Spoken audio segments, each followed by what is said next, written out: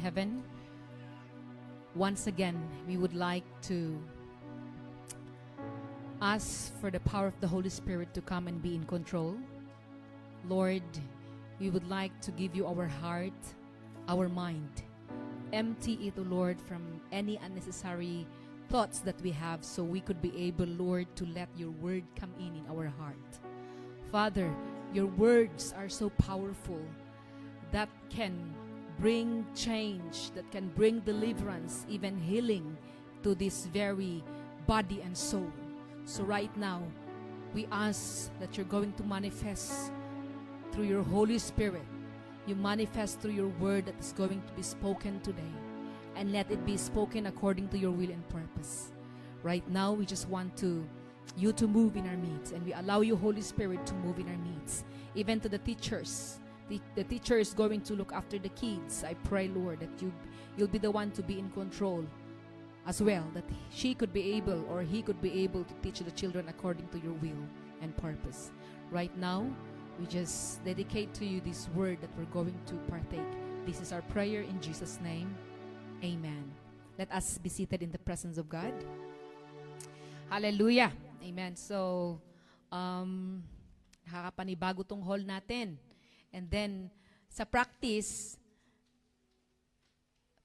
bakit parang maayos naman? Tapos biglang nawa na ngayon yung mic natin, parang walang buhay. Let's pray na na magkaroon tayo ng magandang, yun, nasira ba yun? Or technical issues? Technical issues, okay. Let's check on that later on. And praise the Lord. Today, it's already 11:37. Give me up to 2 o'clock to speak. Sorry kayo. Kailangan gising na gising kayo. Walang kukurap. Joke lang yun. Amen. All right. Today, we're going to talk about James 1:14 to 15. James 1:14 to 15. And let's read the word.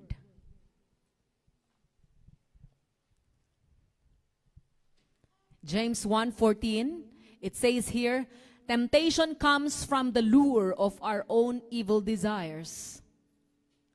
These evil desires lead to evil actions, and evil actions lead to death. All right. Okay. So from this text, we're going to learn about winning the battle within. Winning the battle within. Okay. Ano yung winning the battle within? Okay. Para maintindihan natin, meron mga battle, meron mga laban sa buhay na nakikita tayo. Ano yung laban mo? Yung laban ni Brother Erwin at laban ni Brother Dex magkaiba. At ang laban nating tayo ding mga kababaihan, kahit babae tayo lahat, pero magkakaiba tayo ng laban sa buhay. Those are the battles. We have many battles facing in life. So ano yung mga nakikita nating battles sa buhay? Mga visible. Di ba? Financial difficulty, visible yan, di ba? Financial difficulty, very visible battle of many humanities. Kaya nga nagkakaroon ng corruption, kasi natetempt ang mga tao because of their financial battles. What else? We can see oppositions. We can see sickness. Diba? Praise the Lord, bumabalik yung glow ni Sister Mary. Yung nung may sakit siya, parang hindi mo ma-paint yung mukha niya. Ngayon bumabalik yung ganda niya, yung glow niya. Praise the Lord. It is God who's restoring you. Amen? We can see people who stand against us. Nakikita natin yung mga taong who's pulling us down. Sa trabaho, kahit sa pamilya, kahit saan, sa community. So we can see people who stand against us. Ayaw nila sa atin. Sinisira tayo, chinichismis nila tayo. What else are the battles that we can see? We can see persecution sa church. Kayo yung mga yung mga maingay magsimba, yung mga pasaya-sayaw, yung mga may tamborin, yung mga may drums. Yes, kami po yun. Okay, ikaw si pastor, hindi po kayo may Bible ka, ikaw si pastor. But we have many persecutions in life, okay? Mapakristyano ka or hindi ka kristyano, magkakaroon ka pa din ng battles in life. Di ba? Magkakaroon pa din tayo. We are not excused to battles. Hindi magkristyano ako para mawala yung battle ko. No. But the difference is, you know it very well. If you are in the Lord, when you are facing battle in life, where are you going to run to? You got God to run to. And for sure, 100%, according to the Word of God, He's going to answer the prayers of the righteous. Pag hindi ka naman Kristiyano, we can see the whole world now. Those who doesn't know God in their life and they face battles in life, what do? Hindi nila kaya. And what do? Nagpapakamatay sila. What else? They do something bad there is addiction that will happen. They will drink. They will go to vices para mawala, parang alam mo yung, those are their ways in order for those battles maiwasan nila. Okay. But these battles are visible. Ngayon ang pag-uusapan natin, may battles din na hindi natin nakikita. Hindi ko nakikita na battle mo. Hindi natin nakikita sa bawat isa. Nakangiti tayo, pero meron pala siyang battle. And this is the battle that is within us. Na hindi mo napapansin, hindi rin nila napapansin, hindi rin nila nakikita. And the person who knows this battle is you only. Okay? Iyon ang pag-uusapan natin ngayon. You know why? We are living in the last days. And there are many battles in life wherein nakikita natin at most na kailangan nating labanan, kailangan nating i-overcome is the battles within us. Amen? This is our greatest enemy. It is not the person who criticizes you. It is not the person who puts you down. Those are not your enemies. But the most enemy, yung pinaka-enemy mo, is yourself. Do you believe that? Tignan natin. Hindi rin yung devil na nag-a-attack sa'yo. Ang enemy mo. Akala mo, yun yung pinakamahirap, yung may nag-a-attack sa'yo, sa likod, sa side, may nag-a-attack sa'yo. Hindi. Ang pinaka-greatest enemy po natin is tayo, within ourselves. Amen. Kaya sabi sa Proverbs 4:23, keep thy heart with all diligence, for out of it are the issues of life. Hindi kasi natin nakikita ang laman ng puso ng bawat isa sa atin, na yun na pala ang sumisira sa atin. Diba? We are living in this generation where we are constantly being pulled into different direction. Ano yung mga to? Social media is competing for our attention. Hindi ba? Yes. Hindi mo na mamalayan, hindi mo na alam mag-pray. It's because your prayer is taken over by the social media. Entertainment is competing in our minds. Sabi ko sa anak ko this morning, stop that, do something else. You know, that games in the social media is like eating your brain. Kahit sa dream mo, anak, sabi ko, I heard you last night. And I thought, who are you talking to? Lumabas ako after my toilet when we were sleeping. Akala ko, nag-phone siya na may kausap. Wala siyang kausap, pero nagsasalita siya. Yes, that's it. Come on, do it.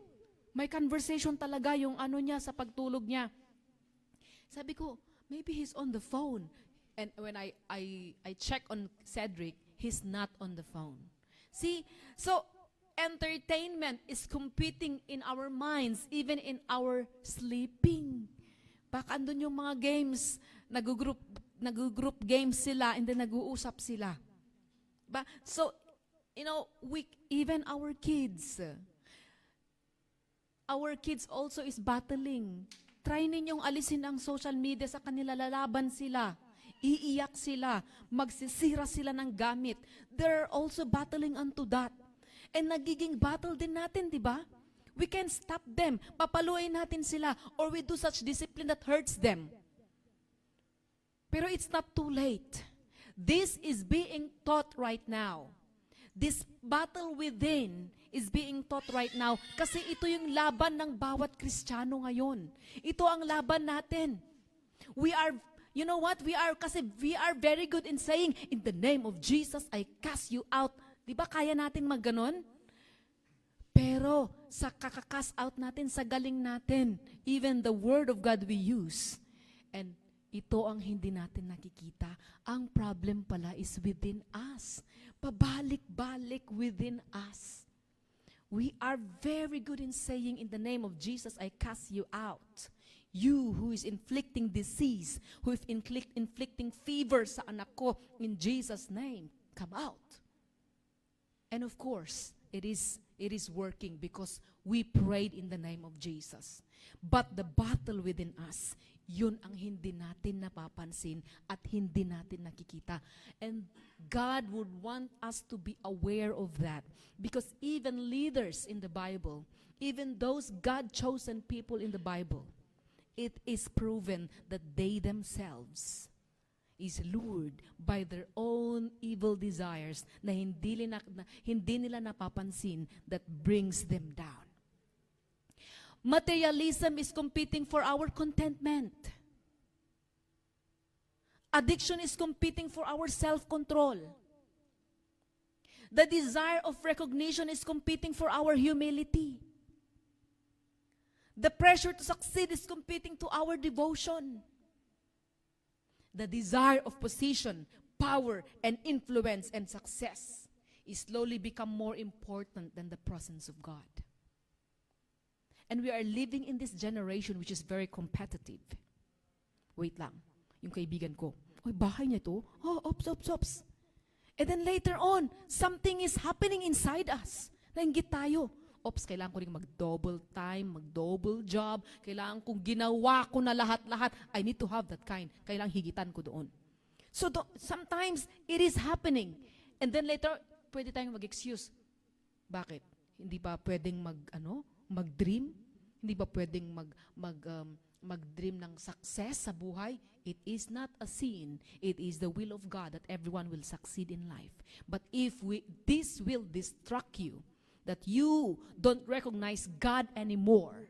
Kahit devotion mo, pagsisimba mo, kinuha na niya lahat because of your goal.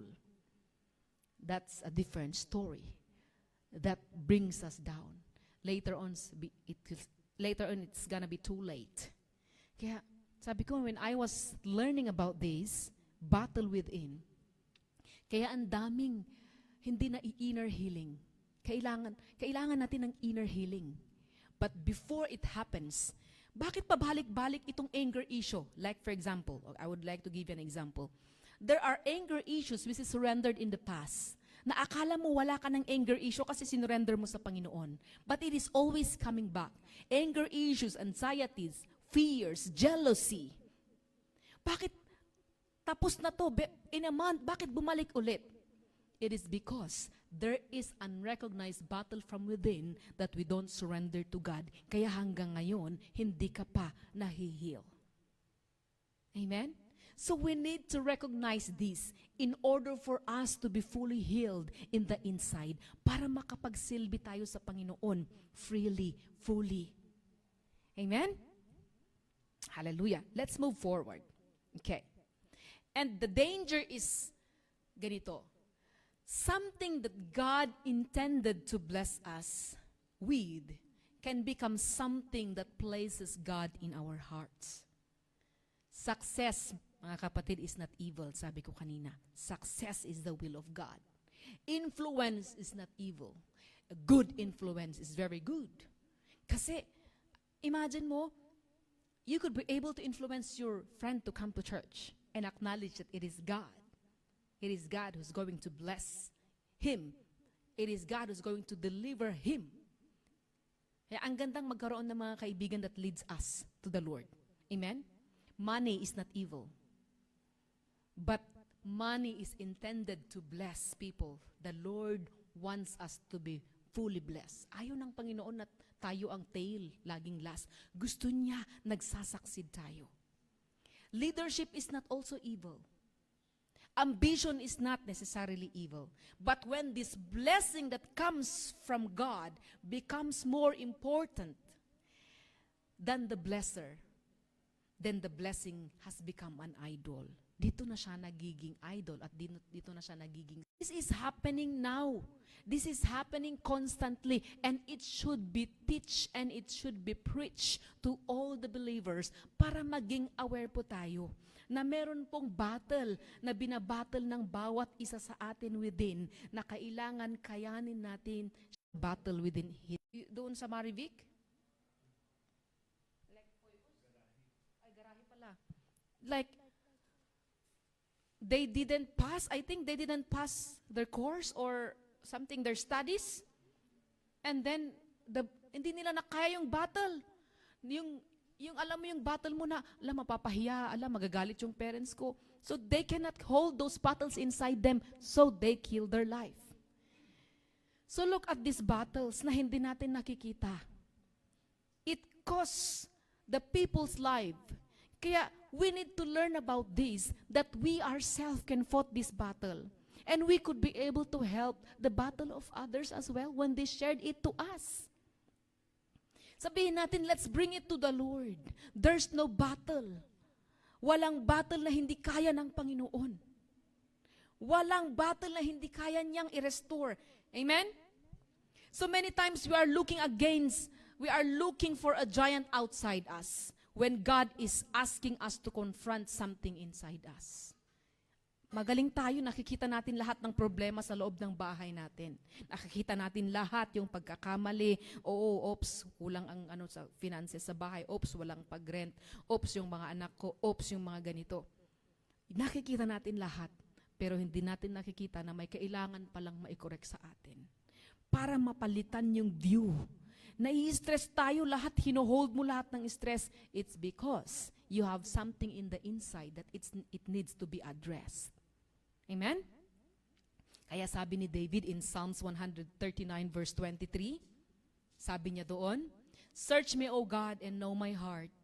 Try me and know my thoughts." So David understood something important. You cannot conquer what you refuse to confront. Diba?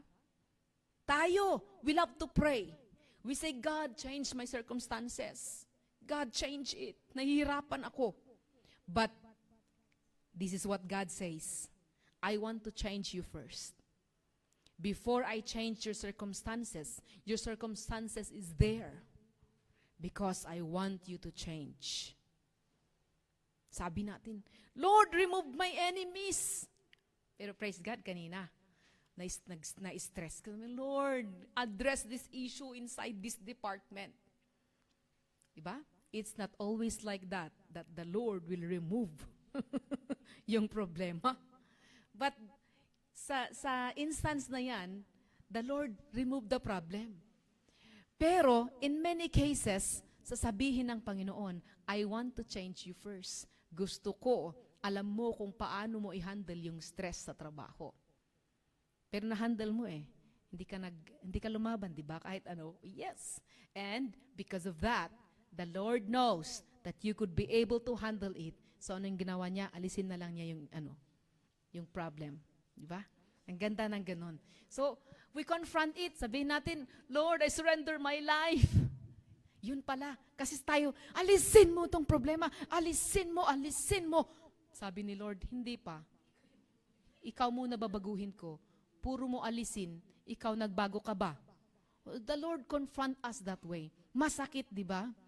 Ano ba? Ano ba yung mababago dapat sa akin? Ayan, ibunganga mo. Diba?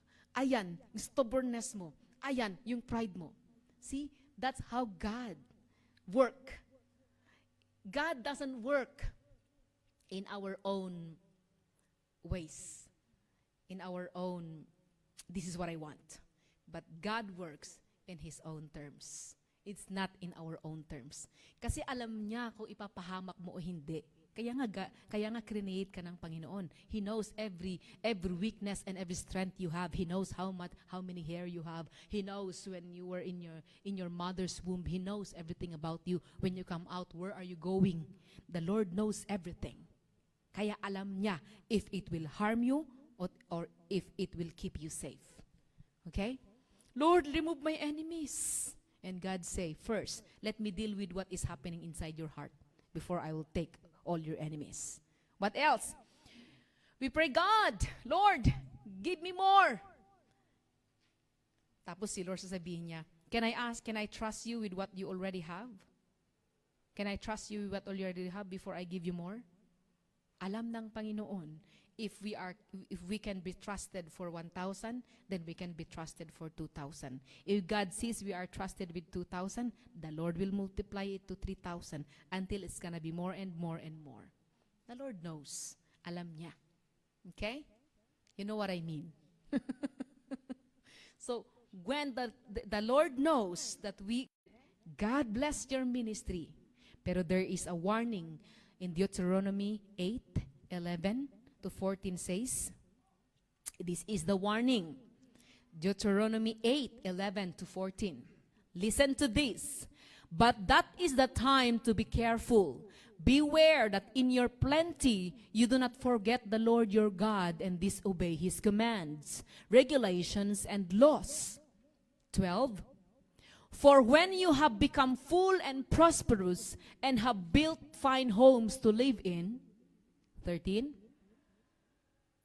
And when your flocks and herds have become very large, and your silver and gold have multiplied along with everything else, that is the time to be careful. Do not become proud at that time and forget the Lord your God, who rescued you from slavery in the land of Egypt. 15? Is it up to 15? Up to 14. So that is now the warning of the Lord. Do you believe that? Sometimes the danger is that God blesses us so much that we no longer feel desperate for Him. Diba? When we had little, we prayed. Did you try? Nung wala pa yung visa mo, did you try to beg and kneel down? Lord, grabe naman. Hirap na kami. When we had nothing, yung wala talaga tayo, nagsusok tayo sa presence ni Lord. When we are struggling, we worship. When we are sick, di ba, we worship, Lord, you are my healer. You are the great I am. Hallelujah. Nagaganon tayo. And then, but when God opened the door, ito na, God gave us job. God gave us the increase of income. God gave us position. Naging CEO ka, naging manager ka, meron ka ng influence. And slowly, prayer become optional. Diba? Kaya dapat hindi. Kung nung walang-wala ka, ganun pa din ang pag-pray mo at pananampalataya mo, ngayong meron ka. Dapat all the more nga uy, grabe si Lord, mag-worship ako. Dapat ganun. Hindi pag walang-wala ka, grabe yung pag-kneel down mo. Pag andyan na, hayahayong buhay. Masayang masaya. No? So the Lord is teaching us consistency. So, wala ka o meron ka, parehas pa din yung pananampalataya mo sa Panginoon. Amen? Tayo din, ngayon maliit pa tayo. Nung doon pa ako sa Sydney, pito lang kami. Grabe kung mag-pray kami. Grabe ang prayer meeting ng mga pito na yun. As in, grabe yung faithfulness. Tapos nung dumami na, bakit pa na yung 70? 7 pa din yung nasa prayer meeting? Hindi pwede. Dapat marami din. Amen? So, like, today, in our number, the Lord will increase this. All the more times, 3 times 10. Gagawin ng Panginoon yan. Pero dapat hindi pa rin nagbabago. Yung prayer walk natin dapat consistent. Pag naging 50 na tayo, madami na tayo, pastor, okay na yun. Hindi mag-prayer walk, lagi pinagpipray ang Banbury. Let's keep praying on Banbury. Amen? In prayer meeting, let's keep coming and pray and pray and pray. We don't make it as an optional. Amen? The word becomes secondary. Dapat hindi secondary ang word. Dapat primary pa din siya. And then worship becomes a routine. Let's not make worship as a routine. Let's make it as a lifestyle. Kahit sa bahay mo, kahit basag ang boses mo, mag-worship ka pa din. Kasi ang tinitignan ng Panginoon yung puso mo. Amen? Pag nasa shower ka, try ko nga yung parang sa church. Tapos i-volume mo yung ng shower. Tapos mag-worship ka. Di ba? Mag-worship ka sa Panginoon later on. Na-practice ko na sa shower, sa church, i-apply ko na. Pag free worship, lakasan ko na. Lakasan ko na rin yung boses ko. Ako na, dapat naririnig. Naririnig din nila ako na nag-worship. Yes! Why not? Hallelujah. And the blessing that come from God became the very thing that distracted us from the Lord. Kaya let us not allow na yung blessing ang distraction po natin sa pananampalataya. Amen? Let us not allow that the blessing becomes the distraction, but the blessings become all the more na nagkakaroon pa tayo ng passion para mag-worship kay Lord. So never allow God's gift to become greater than God Himself. Don't allow God's gift to become greater than God Himself. Meron tayong example para mabigyan tayo. Example po natin si King Solomon. Sino si King Solomon? Tatay ni or anak ni? Anak ni David. Ayan. So Solomon is the greatest example of this danger. Pakinggan natin ang story. Solomon is nataguri ang man of wisdom. Diba? Ang taas. God gave Solomon wisdom. Binigyan siya ng wealth, napakayaman niya. Napakalaki ng influence niya kasi hari siya. God gave Solomon honor and God gave him opportunity. Pero anong nangyari dito sa 1 Kings 11:4? 1 Kings 11:4. Ito yung nangyari sa kanya. In Solomon's old age, they turned his heart to worship their gods instead of trusting only in the Lord his God, as his father David had done. Ano bang nangyari sa kanya? Later in his life, his heart was turned away from God. Ano ba kasi? Because of his, nakakaalam? Wives. Nagkaroon siya ng mga foreigner wives. Mga foreigner na wives ng mga to, they are not Christians. So, sa pagmamahal niya sa kanila, naloko nila siya. Okay? Sa lahat ng blessing na binigay ng Panginoon, ganun ang his heart was turned away. So listen to this. Solomon did not wake up one morning and say, I'm going to abandon God. Hindi siya bigla bumising tapos inabandon niya. It happens gradually. It happens gradually na hindi niya namalayan yung battle within inside him. I think there is a battle na hindi niya napansin. So, one compromise, then another. One affection, then nagsunod-sunod. One distraction, hindi niya nakita, nagkasunod-sunod. Then another until the heart that once belonged completely to God become divided. Hanggang sa na-divide na yung heart niya, ito na yung gusto ng asawa niya, ito na yung gusto ng asawa niya, ayoko ng ganyan, hanggang sa na-compromise ang 100% na pananampalataya ni King Solomon. So it happens gradually. Tayo din. Yung mga pakonti-konti lang sa buhay natin that is bringing us away from God, yun, let us fight it. So I am not judging you as your pastor, but you can make it. Kaya mo yan. Yung mga, I would like us to be directly frank. There are brothers and sisters also who are, they wanted to confront this sin inside them. Yung pagpanonood po ng pornography. Babae o lalaki, they watch pornography. And after the teaching, the preaching of this battle within or inner healing, they would wanted to come to the Lord and confront that kind of addiction inside them. Kasi nasisira ang kanilang pananampalataya. Alam mo yung, ayaw mo, they even said, yung hindi mo paglabas ng bahay, para hindi ka magkasala, hindi ka makipagchismisan, or hindi ka makipag-inuman, but you are alone inside the house, pero nagkakasala ka because you are doing something else. Nasisira ang friendship, it's because they want to be alone in themselves, in their room. They want to lock, akala mo nagde-devotion o kung ano, but they are lured with that kind of addiction. That is a very hard battle na ibabattle po. Kailangan nila ng help. So through this word of God, we could be able to help them. You come to the Lord as you are and confront that kind of sin inside. I-confront mo siya. They are not ashamed to tell. Hindi po ito nakakahiya. Because to the Lord, He's going to deliver you. Hindi nakakahiya na aminin ito. Hindi ko naman sinabing aminin yun dito sa harapan. It's not that. You want to confront it. You go to we have leaders. We have men leader here. You can go to Brother Leo. You can go to Brother Sidney, Brother Erwin. I have this kind of addiction inside me. I want to be cut off right now. And I want you to help me. Then come on, you come together in prayer. You come together in prayer. You kneel down together. Hindi lang siya, dalawa kayo. Iiyak niyong dalawa kay Lord. Until God's presence will come down. And it is the presence of God who's gonna crush that spirit.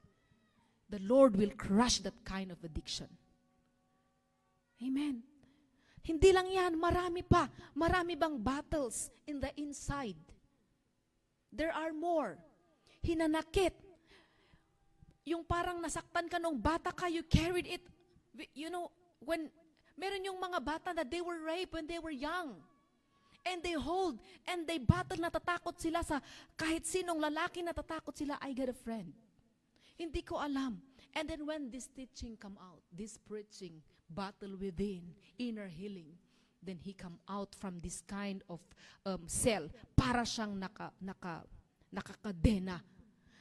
Umiyak siya ng grabe. Bakit nag-iiyak ka? Because I want to tell this to you. Alam mo kung bakit ako aloof. So this is a testimony, and she conquered already. Kaya sabi ko, can I use it when hindi ko naman sasabihin yung pangalan. Then he said, yes, that is something to tell about para mapakinggan ng buong mundo, mapakinggan ng mga tao that it is happening. That there is something that happens in the childhood that holds you when you are adult. Bakit hindi ka makapag-concentrate sa pag-worship? Bakit takot ka sa mga lalaki? Bakit iba yung negative lahat ng isip mo? It's because you have a childhood trauma that carries you to your adulthood. And even Pastora Julie by herself, sino na ba? Nandito kayo? Yes. And then, she's been released. She's been healed in the inside when she surrendered his life to God. So it takes this spirit to be confronted in the inside of the person para ma-release siya sa bandage na ito. So there are many, many, many more bandages na ang hirap mahirap maalis. Na bakit yung isang tao hindi natin naintindihan? Because he got a pass. Meron pa, battered child. Bakit ganun siya? Wala siyang confident. Bakit ganun? Bata pala siya, nabubugbog na hanggang sa, like those past, they carried it up to adulthood. Nakakarry sila ng hinanakit na ang hirap maalis. Pag nasaktan sila, ang hirap mag-release. It's because they have this past, and this past becomes a stronghold to them that it needs to be released and to be healed para maging fully sila na makapagsilbi sa Panginoon. Kaya kahit Christians tayo, we need to be aware of this battle within. We need to confront it para, amen, ma-release po tayo. Hallelujah. Amen. So, as a church, we must understand that spiritual destruction begins with small compromises that we refuse to take seriously, or spiritual destruction begins when we don't confront what is holding us even in the past. Amen? So nobody becomes spiritually cold overnight. It happens once neglected prayer at a time. One compromise conviction at a time. One unchecked desire at a time. One unnecessary distraction at a time. One excuse at a time. Kaya let us be aware of this. You should be aware of yourself. Wait lang. Parang marami ko na akong na-neglect na gawain ng Panginoon. Bakit parang lumalayo na ako? Bakit? We need to be aware. Amen? And we need to go back to the Lord. Lord, restore my love, restore my joy, restore the spirit, the renewed spirit within me. Create in me a clean heart, O God, and renew the spirit within me. cast me not away from thy presence, O Lord, and take not thy spirit within me. That's the prayer of David. Kasi ganun din siya, nagkasala siya, di ba? Hindi naman one time hindi naman one time din na gumising siya, malayo na siya sa Panginoon. Hindi. It's because there's something happened. Nakita niya, di ba? He woke up one day, may nakita siyang naliligo, si Bathsheba. Then nagkasala siya. Nagkaroon siya ng desire. Ini-allow niya. Nakita ng mata niya. Then he allowed it. He allowed these temptations to work within inside him. And then sabi niya, bring that lady to me. Hanggang ginala niya, hanggang naging asawa niya, hanggang pinapatay niya. So see, look at from one crime to one crime to one crime to one crime, it multiplies. One desire that is unpleasing to God, it creates more sin. Nakita mo na naliligo? Okay, nakita mo lang. Pag nakita mo, dapat you need to choose to close your eyes or choose to move out. Right? And then forget it. If you can't forget, in Jesus' name, you surrender to God. Lord, may nakita akong naliligo. So it happens to David. Amen? Nagkaroon siya ng desire. Nag-grow yung desire. Para makuha niya. Pina-frontline niya yung asawa niya para mamatay. Para maging asawa niya. And he suffered the consequences of those. Yes? Okay. All right. Next. Social media. When attention becomes an idol. Okay. We cannot pretend that the world around us has not changed. We carry a device in our hands. Yan, cell phone. That can connect us to almost anything. Diba? We can communicate instantly. We can learn instantly. We can work instantly. So, pati nga sa work, sa cellphone din ang sign in, sign out. Diba? Doon lahat.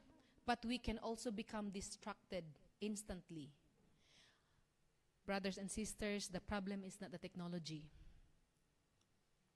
Hindi yung technology po ang may problema. The question is, who controls them?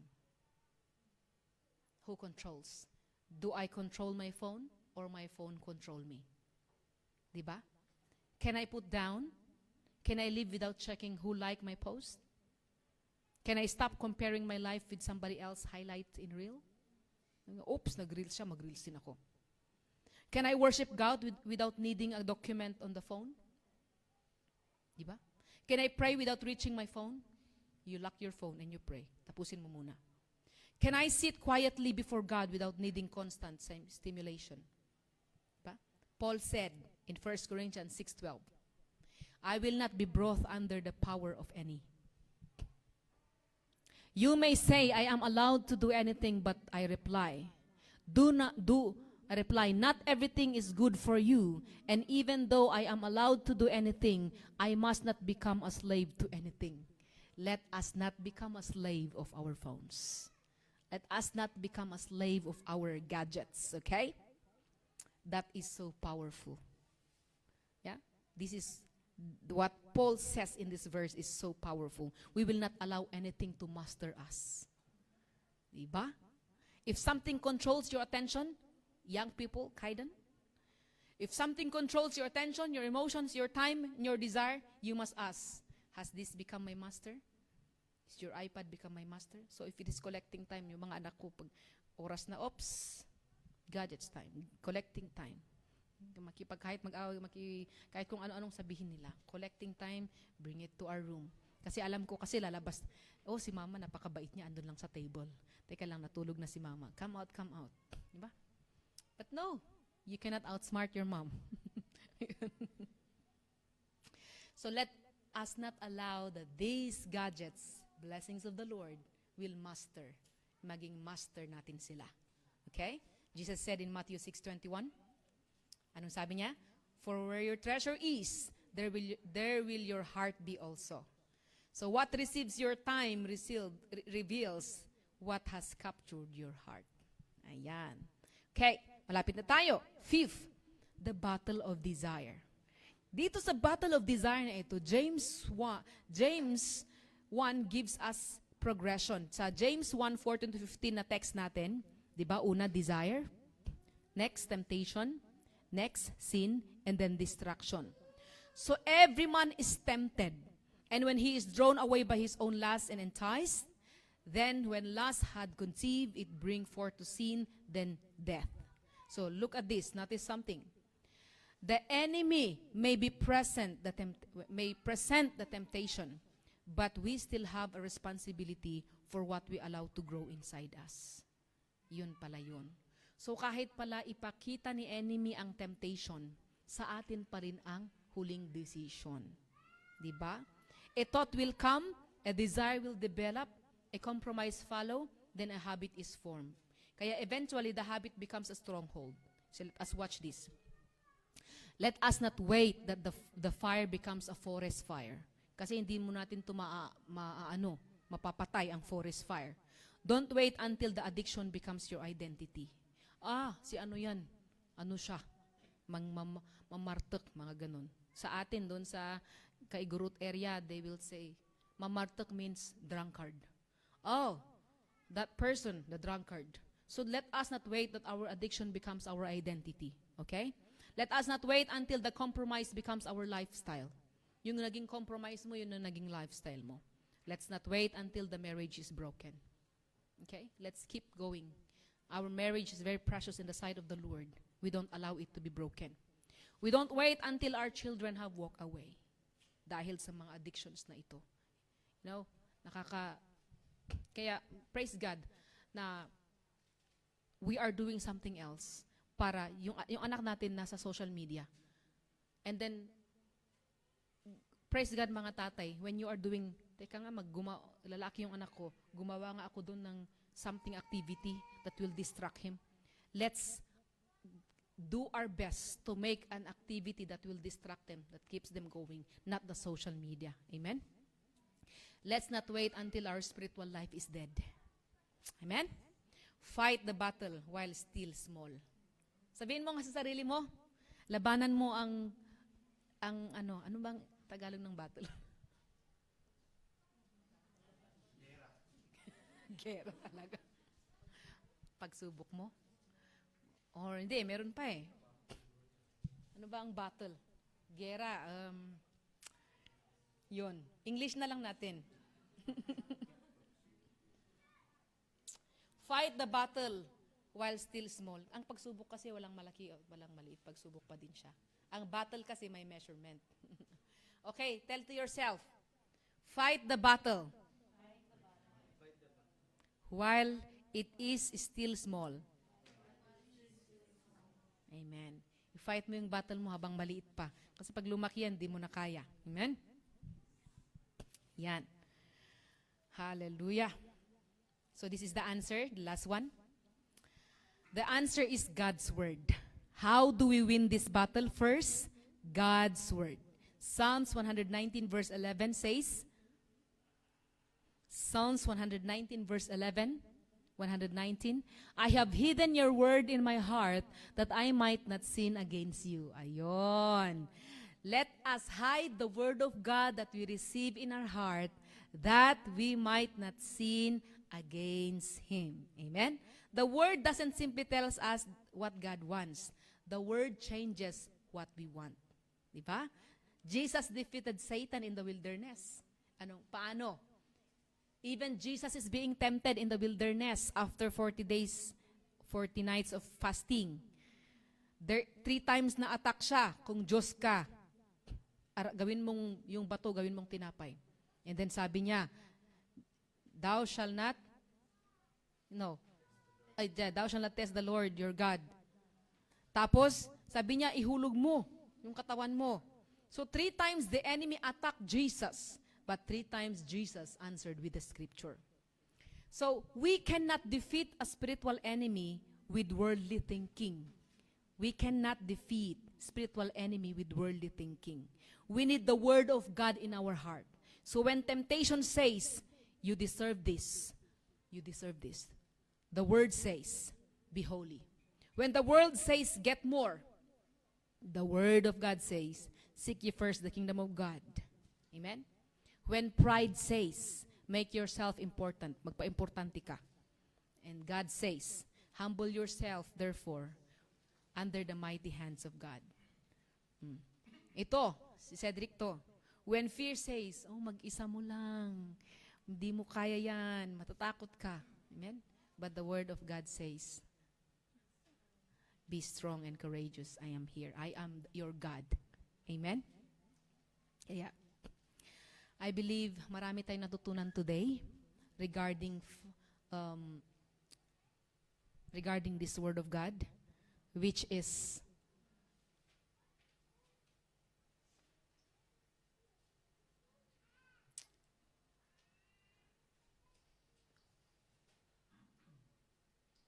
Amen. Hallelujah. Praise the Lord. Thank you, and I believe that this greatest enemy within, which is ourself, we could be able to fight it.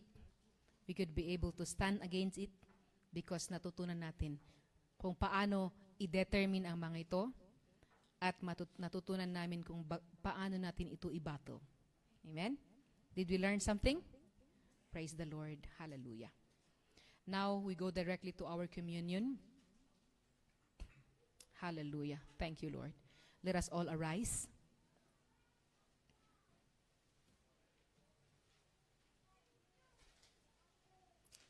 You prepare the elements.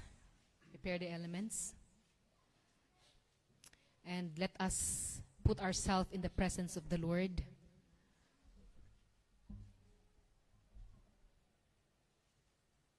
Hallelujah. We have heard the word of God today. We have talked about the battle within, the battle against pride, the battle against distraction, temptation, addiction, ambition, and everything that tries to take the place of God in our hearts. But now we come to the table. And at this table, we are reminded of the greatest truth. We cannot save ourselves. Brothers and sisters, we cannot conquer sin by our own strength. We cannot make ourselves righteous, and we cannot earn God's grace. We need Jesus. That is why we remember His sacrifice today. Hallelujah.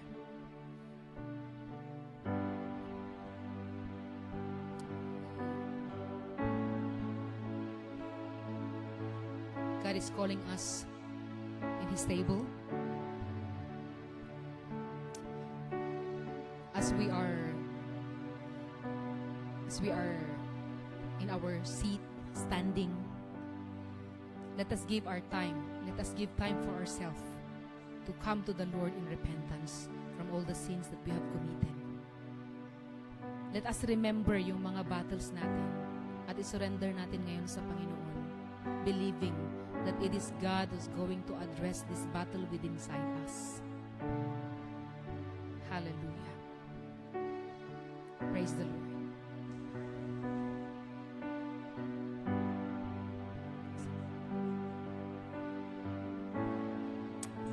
Yes.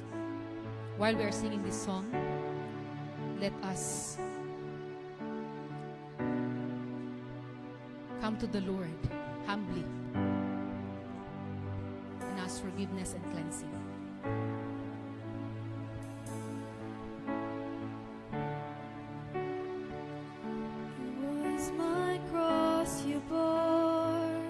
So I could live in the freedom you died for.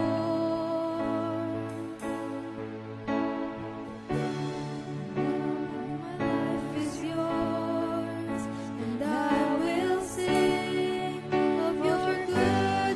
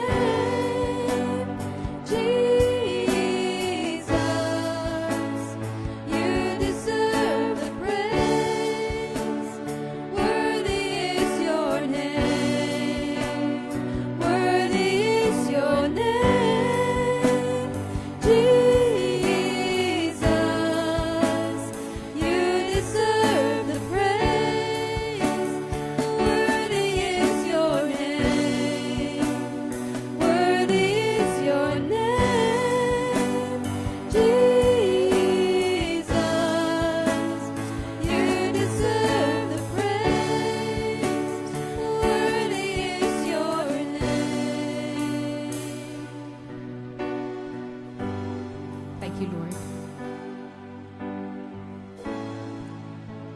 Thank you so much that you have given us time, O Lord, to examine ourselves, as you have said in 1 Corinthians 11:28. Let man examine himself, and so let him eat of the bread and drink of that cup. Father, this is a moment between us and you, Lord. Father,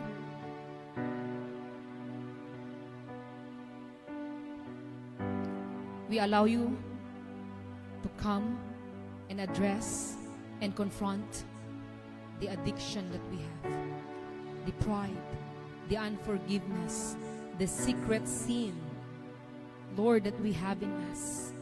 If there is an ambition that becomes greater than our devotion, Lord, confront it. If there is something competing with you for the throne of my heart, Lord, I believe that you will not condemn us, but Father, we would like to surrender, because you've said in 1 John 1:9, if we confess our sins, you are faithful and just to forgive us our sins and cleanse us from all unrighteousness. Thank you, God. Thank you, Lord. Thank you, God. Father, we would like to lift up to you these elements that we're about to partake. The bread, the juice, the bread that represents your body, and the juice that represents your blood. Father, we would like to dedicate it to you. And as we partake this, that each one of us will partake this by faith, will receive healing and deliverance. Will receive, Lord, the inner healing that we are desiring. So, Father, I pray that you're going to bless and anoint these elements that we have prepared. Hallelujah. We're going to take it, remembering that you are the God Almighty who sacrificed and died on the cross of Calvary for our sins to be forgiven, and not only to be forgiven, for our souls, O God, not to go to eternal condemnation, but Lord, to rejoice to you in eternity. So right now, let your will be fulfilled. Thank you, Jesus. This is our prayer in Jesus' name. Amen.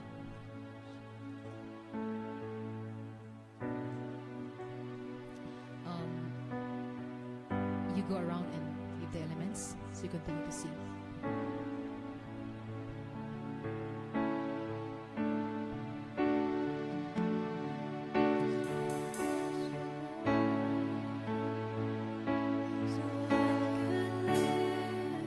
In the freedom you died for. Now my life is yours, and I will sing of your goodness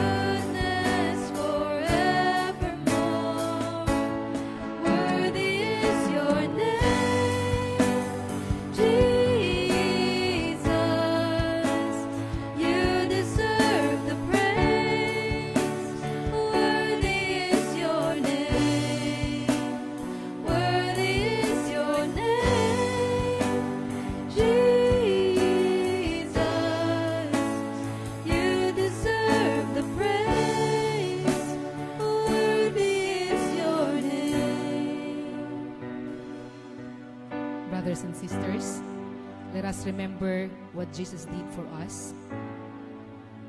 In Isaiah 53 verse 5 says,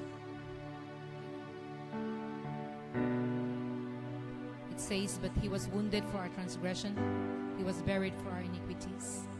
Jesus took the punishment that we deserve. He was beaten, he was mocked, he was rejected, he was wounded. He carried our sins, he carried our shame, he carried our punishment. And he did it because he loved us." So 1 Peter 2:24 says, who his own self bare our sins in his own body on the tree. And this bread represents the body of Christ given for us. When you hold the bread today, let us remember, let us lift up the bread. He gave his body for me, not because I deserve it, not because I earned it, but because he loved me. Let us pray. Father, we thank you for the body of Jesus Christ that was given for us. Thank you for the cross. Thank you for your grace. Thank you that by his wounds we have been made whole. Help us to live a life worthy of the sacrifice you have made for us. In Jesus' name, amen. Let us partake the bread.